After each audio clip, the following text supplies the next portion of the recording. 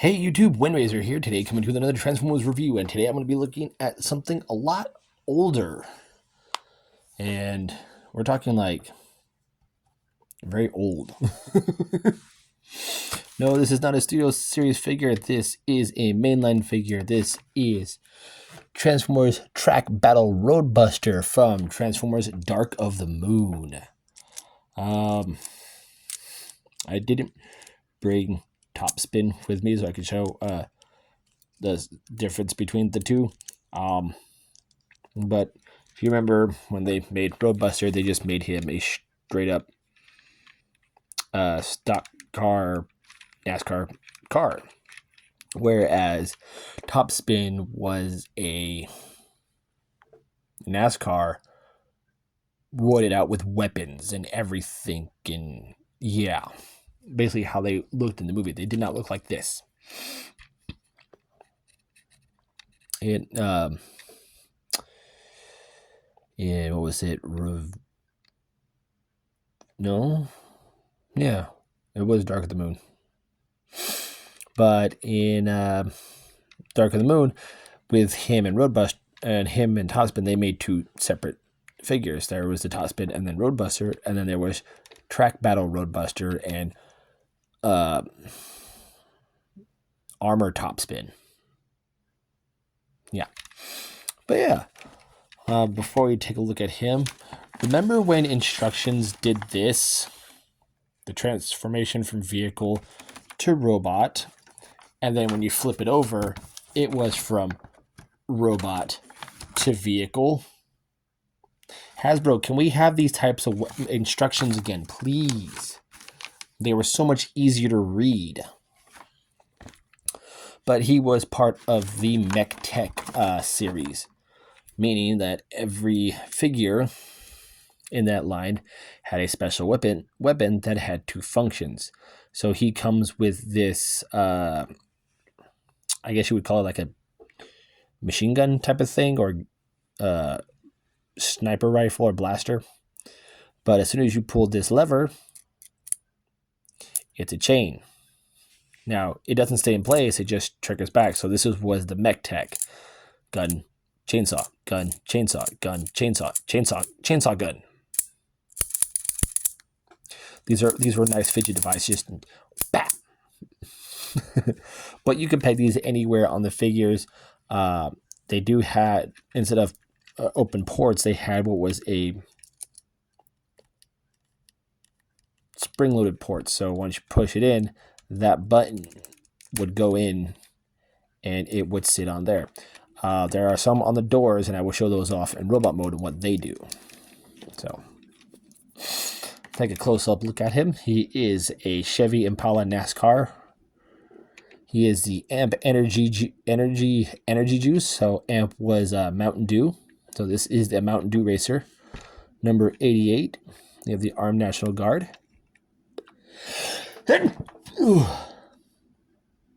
Excuse me. Excuse me. We have the mesh here for the driver's side. We have the instant gas nozzle. There was no gas cap. It was just shove it in, fill it up, done. Ooh. Got some nice silver here for the headlights. I do like that. And back then, all wheels were usually either pinned or pegged. You have the back window here that has some nice vented vents in it. I think it was for air to go through. I think this piece right here sticking out is for the wind drag. And there we have the driver, Dale Earnhardt Jr. We have this. I don't know what it says. Oh, Sprint. Everybody remember that phone company? Yeah. Got some nice tail lights. Don't know why he'd need it. Go around. We have AMP National Guard 88. The Sprint logo again. Air National Guard. Very cool. And he does roll very well. And yes, again, I am at my friend's house sitting, and this time I'm dog sitting, so My dogs are sound asleep, and I just got off work, so I just got out the shower. But yeah, so I have the reason why I have his instructions too is because I'm going to transform him via instructions because I haven't had this figure in a long time. I used to have the green version of Roadbuster of this size, not my Human Alliance because I still have that one, but of this size. And I sold him a long time ago. I mean, a long time ago. Mostly because he was given to me by an ex when I was living out in San Marcos.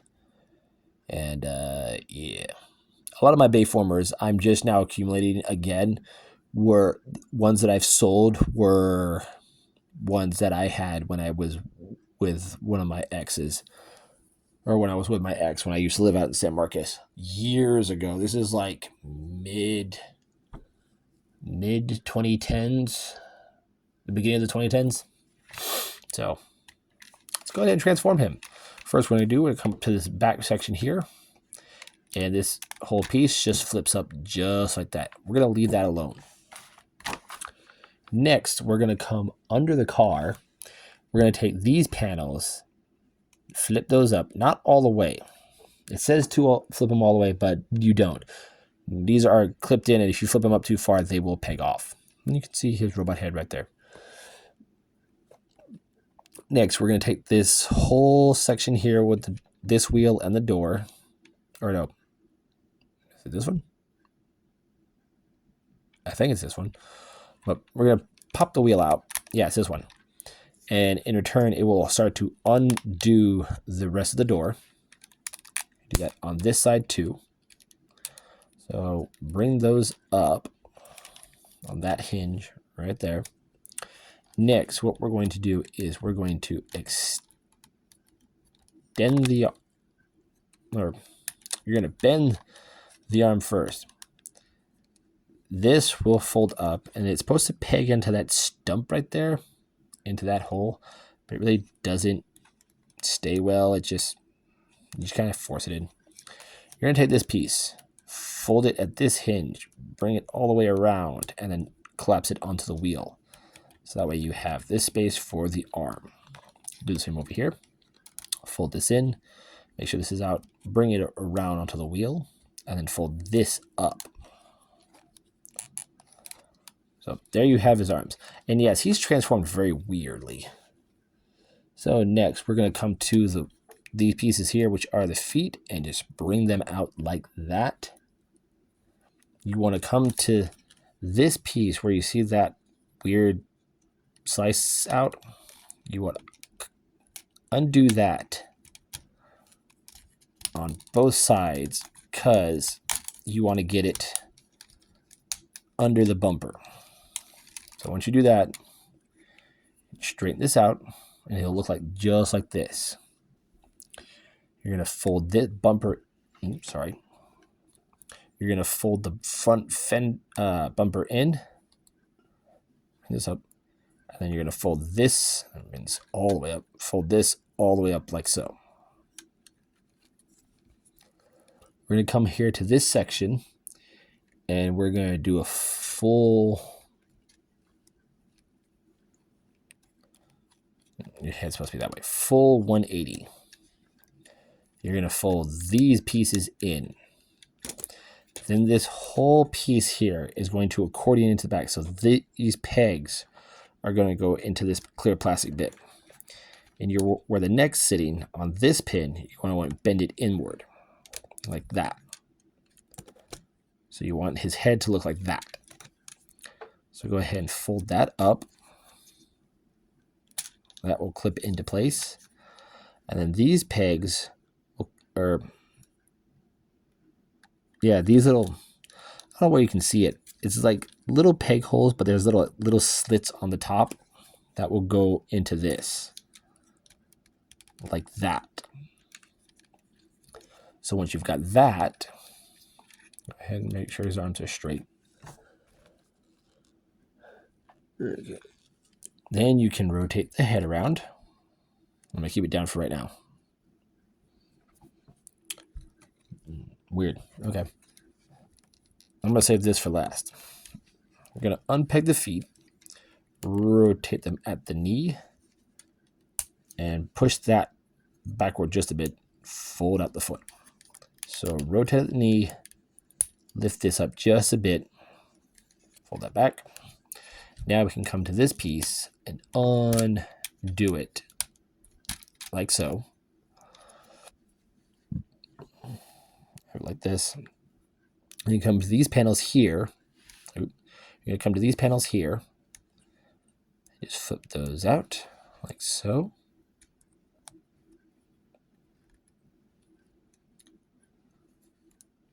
All right. Flip up his head. And there you go. There you have Track Battle Roadbuster in his robot mode. Oop. So I want a new stand, so I'm trying something new. There we go. There we have him in his robot mode. And he's a cool looking robot mode. I like how his Autobot symbol is smack dab right on his thigh. Very cool. Go ahead and get a close up of him. Do like that head sculpt. Unlike the Human Alliance, you cannot remove that because that is white clear plastic, so that is light piped. Don't know how well it's coming out. But it's a dark smoky clear plastic. It's the same color as his windows. Yeah, very cool. Like the missile pods he has here. Very nice. He does have a bit of a backpack. It's basically just the whole top section of the car on his back. So, yeah. It is what it is. Posability on him, trying to face his legs, is very nice. The head, as you can see, is on a ball joint. So there is a full 360. He can... Basically, he can look up and down. Yes, win race, got it. The shoulders are on a ball joint, so there's a bit of a butterfly joint there. They can swing out that far. If you move this out of the way, they can do a full 360. There is a bicep swivel, but due to how his hand is in the door,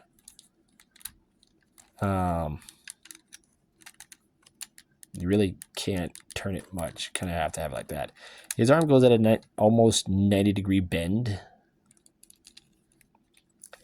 There is no waist articulation due to how he transforms. The legs are on a ball joint, so they can kick up that far. Can't really kick back that far.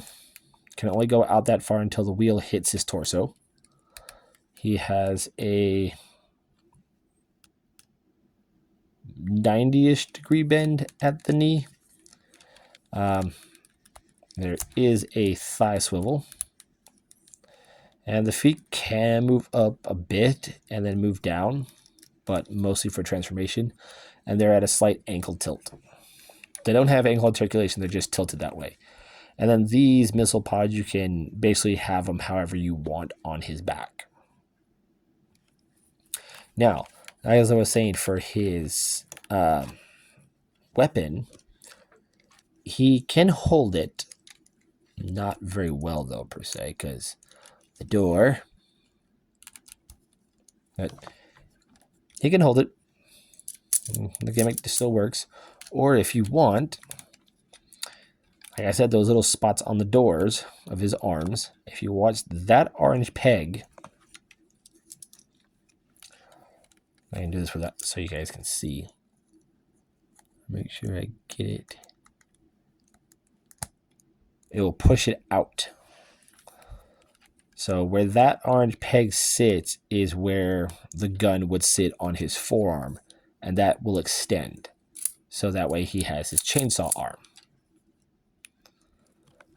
And then when you take it off, it sits there, but you got to manually push it back in. As for the one that's on his back, which is the roof of the car, it is spring-loaded. But yeah, I currently don't. Usually when I with my friend out here, I don't bring Transformer for size comparison. Because I always forget to do that. But I do also want to mention the fact that this character that I have is second owned. So I just picked him up a few days ago with a bunch of other Michael Bay formers and 2 new replacements for my Power of the Primes Inferno and Alita 1. So I'll be reviewing a lot of Michael Bay formers, especially if I haven't reviewed it to where I never owned it, then it will be put on the channel. So these videos aren't going to be that quick. They're going to be very short. But there you guys have it. There is my review for the Transformers Dark of the Moon track battle Roadbuster. I am Windraiser, and I will catch you all on the next review.